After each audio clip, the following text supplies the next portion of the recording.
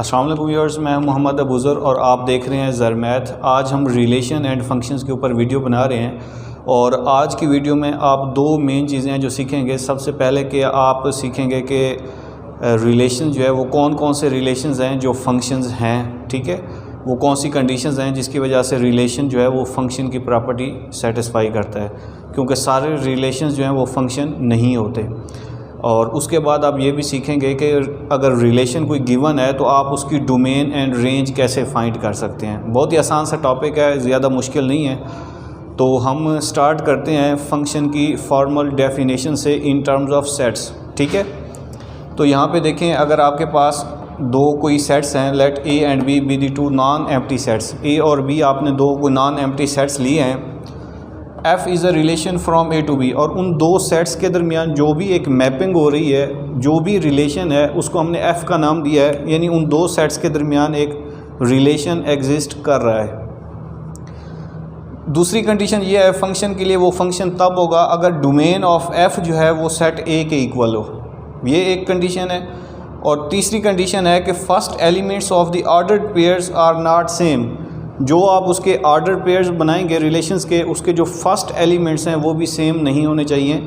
तो ये जो कंडीशंस हैं, अगर ये सेटिस्फाई करता है कोई रिलेशन तो वो फंक्शन बन जाएगा, हम उसको फंक्शन कह सकते हैं। जो फर्स्ट कंडीशंस है, चूँकि ऑब्वियसली कोई ना कोई तो मैपिंग एग्जिस्ट कर रही होती है, वो रिलेशन तो होता ही है, ठीक है। तो इसलिए मोस्टली ऑथर्स ने इस फर्स्ट कंडीशन को मेंशन नहीं किया हुआ।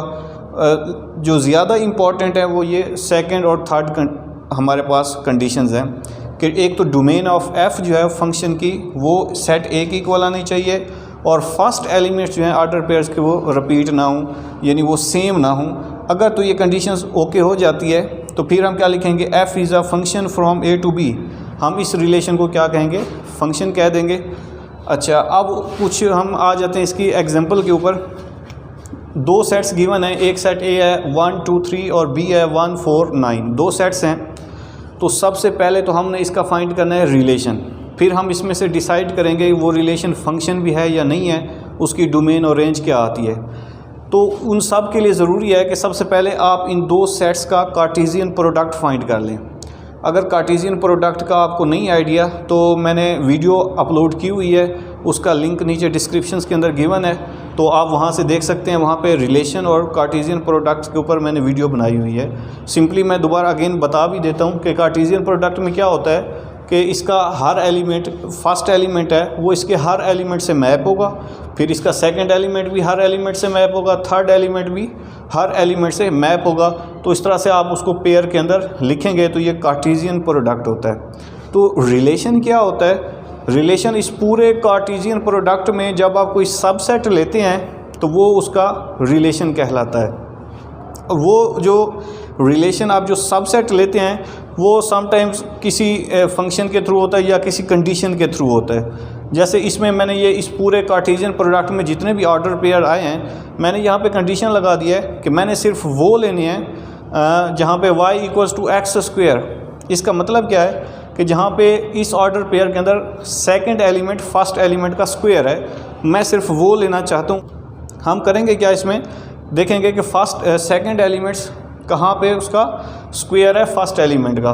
तो एक तो हमारे पास ये जो फर्स्ट पेयर है, यहाँ पे देखें ये इस कंडीशन को पूरा कर रहा है, क्योंकि सेकंड एलिमेंट फर्स्ट का स्क्वायर है, 1 का स्क्वायर 1 ही होता है।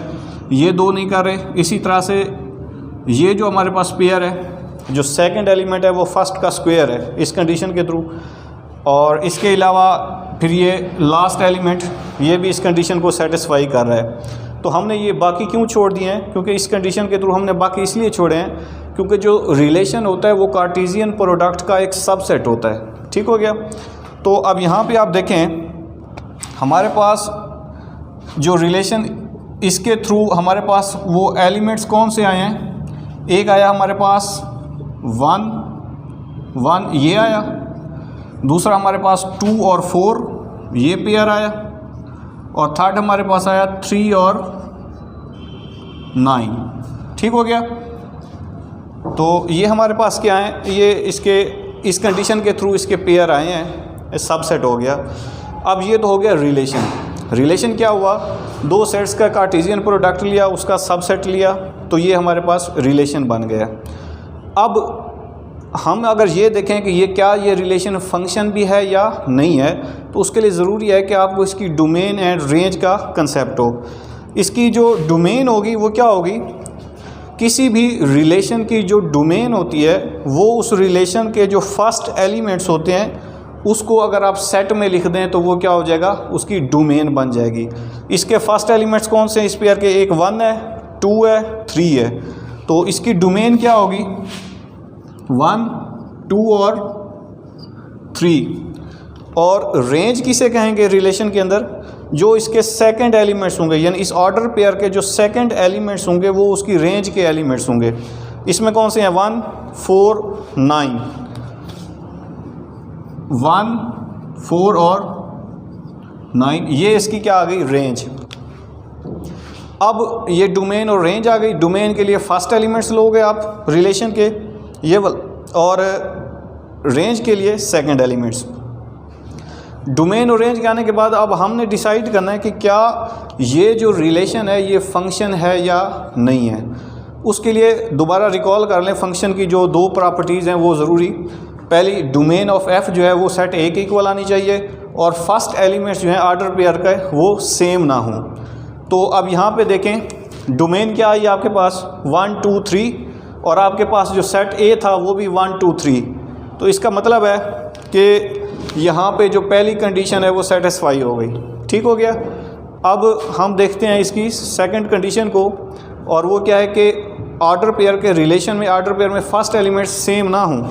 यहाँ पे देखें 1 है फर्स्ट एलिमेंट, इधर 2 है, इधर 3 है, तीनों जो फर्स्ट एलिमेंट्स हैं इस रिलेशन के वो डिफरेंट हैं। तो इसका मतलब है कि ये सेकंड कंडीशन भी क्या हो जाएगी, सेटिस्फाई हो जाएगी। तो अब हम कह सकते हैं कि ये जो रिलेशन है ये फंक्शन है, ठीक है।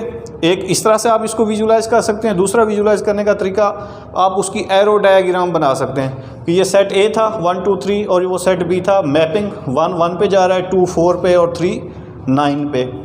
अच्छा, अब इसको देखने के लिए सिर्फ अगर यही आपके पास एरो डायग्राम ही गिवन हो, बाकी कोई भी चीज़ गिवन ना हो, यहाँ से आप कैसे डिसाइड करेंगे कि ये जो मैपिंग और जो हो रही है ये हमारे पास फंक्शन है या नहीं है। उसके लिए आप देखेंगे कि सेट ए का यानी पहले सेट का क्या इसमें यूनिक मैपिंग है, एसोसिएशन यूनिक, जैसे इसका एक एलिमेंट इधर भी एक एलिमेंट से मैप होना चाहिए, इसका हर एलिमेंट सेट ए का सेट बी के एक एक एलिमेंट से मैप होना चाहिए।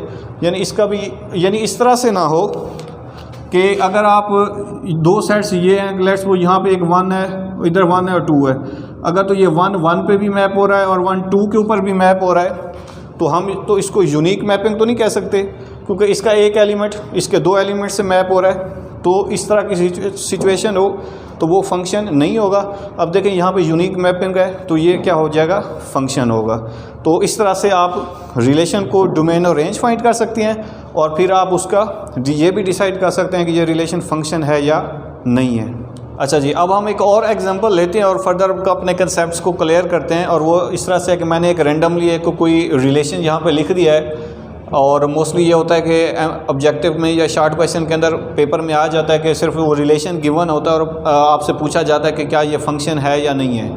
तो मोस्टली इस तरह का वो ऑब्जेक्टिव में दे देते हैं। तो अब यहाँ पे देखें, अगर आप तो वो सारा पीछे वो सॉल्व करना शुरू कर दें इस सेट्स का, फिर कार्टेशियन प्रोडक्ट, तो टाइम टेकिंग प्रोसेस है। तो शॉर्टकट आपने करना क्या है कि जस्ट आपने उसकी एरो डायग्राम बना लें, ठीक है। या उसमें आप ये देखें एरो डायग्राम के अंदर 2 के ऊपर मैप हो रहा है, इसके अलावा -1 जो है वो 5 के ऊपर मैप हो रहा है, फिर 5 जो है वो 2 के ऊपर मैप हो रहा है। इसी तरह से जो 2 है वो -4 के ऊपर अगेन मैप हो रहा है। जब आपने एरो डायग्राम बना लिया आपने, फिर क्या करेंगे आप ये देखेंगे। अब यहाँ से भी आप अंदाज़ा लगा सकते हैं कि ये जो रिलेशन है ये फंक्शन है या नहीं है। उसके लिए ज़रूरी क्या है कि मैपिंग जो है वो यूनिक होनी चाहिए। अब यहाँ पे प्रॉब्लम क्या है, क्योंकि ये रिलेशन जो है वो फंक्शन नहीं है, ठीक है। ये जो रिलेशन है वो फंक्शन नहीं है। क्यों? क्योंकि एक एलिमेंट इसमें 2 ऐसा है जो इधर 2 के ऊपर भी मैप हो रहा है और यही 2 -4 के ऊपर भी मैप हो रहा है, यानी एक यहाँ पे भी, तो एक एलिमेंट -4 के ऊपर भी मैप हो रहा है। तो ये चूँकि इस एलिमेंट की वजह से मैपिंग जो है वो यूनिक नहीं रही, सेट एक्स का या सेट ए का एक एलिमेंट सेट वाई के या सेट बी के दो एलिमेंट से मिला हुआ है, ठीक है। तो इसलिए ये क्या होगी, फंक्शन नहीं होता। लेकिन उसमें यहाँ पे भी देखें आप कि एक 2 यहाँ इस 2 से भी मिला हुआ है और ये 5 भी इस 2 से मिला हुआ है, यानी दो एलिमेंट्स इधर के उधर एक एलिमेंट से मैप कर रहे हैं। तो फंक्शन के अंदर हमें ये चीज़ अलाउ होती है कि यहाँ के दो एलिमेंट्स वहाँ पे एक एलिमेंट पे मैप कर रहे हैं, लेकिन एक एलिमेंट वहाँ के दो एलिमेंट्स पे मैप नहीं करना चाहिए, यानी एक इनपुट के बदले आपको दो आउटपुट्स नहीं आनी चाहिए, तो वो फंक्शन ही नहीं होगा। एक इस तरह से भी आप देख सकते हैं, एक इनपुट के बदले में आपको दो आउटपुट्स आ रही हैं, ये फंक्शन ही है। दूसरा, आप अगर इस कंडीशन को देखें कि first elements of the ordered pairs are not same, यानी दूसरा शॉर्टकट क्या है कि अगर ऑब्जेक्टिव में यह आ जाता है या आपने जस्ट क्विकली आपने बताना हो कि ये फंक्शन है या नहीं है, तो इसके फर्स्ट एलिमेंट्स को देख लें। एक देखें, फर्स्ट एलिमेंट 2 यहाँ पे भी है और यहाँ पे भी फर्स्ट एलिमेंट 2 है। तो हमने तो कहा था कि first elements of the ordered pair should not be equal, या वो सेम नहीं होने चाहिए। यहाँ पे देखें फर्स्ट एलिमेंट इधर भी 2 है और इधर भी 2 है, वो सेम आ गए, इसलिए क्या हो गया, ये फंक्शन नहीं होगा। तो आप इसको दो तरह से देख सकते हैं। उम्मीद है आज का लेक्चर आपको क्लियर हुआ होगा। तो कमेंट सेक्शंस के अंदर अपनी सजेशन ज़रूर दीजिएगा, चैनल को सब्सक्राइब भी करें। बहुत शुक्रिया, अल्लाह हाफिज़।